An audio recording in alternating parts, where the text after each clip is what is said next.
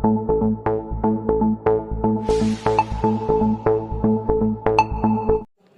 మల్కాజ్గిరి జిల్లాలోని వనస్థలిపురంలో స్వర్గీయ వంగవీటి మోహన రంగ కాంస్య విగ్రహాన్ని ఘనంగా ఆవిష్కరించారు. కాపు సంఘ భవన ఆవరణంలో నిర్వహించిన కార్యక్రమానికి మల్కాజ్గిరి ఎంపీ ఈటెల రాజేందర్ ముఖ్య అతిథిగా హాజరయ్యారు. విగ్రహాన్ని ఆవిష్కరించిన అనంతరం ఎంపీ మాట్లాడుతూ వంగవీటి మోహన రంగ సామాజిక న్యాయం కోసం పోరాడిన నాయకుడని కొనియాడారు.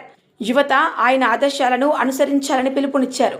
కార్యక్రమంలో ఎమ్మెల్యే దేవిరెడ్డి సుధీర్ రెడ్డి, రంగా కుమారుడు వంగవీటి రాధ, కాపు సంఘం నాయకులు, అభిమానులు మరియు స్థానిక ప్రజలు భారీ సంఖ్యలో పాల్గొన్నారు. కార్యక్రమం శాంతియుత వాతావరణంలో విజయవంతంగా ముగిసింది.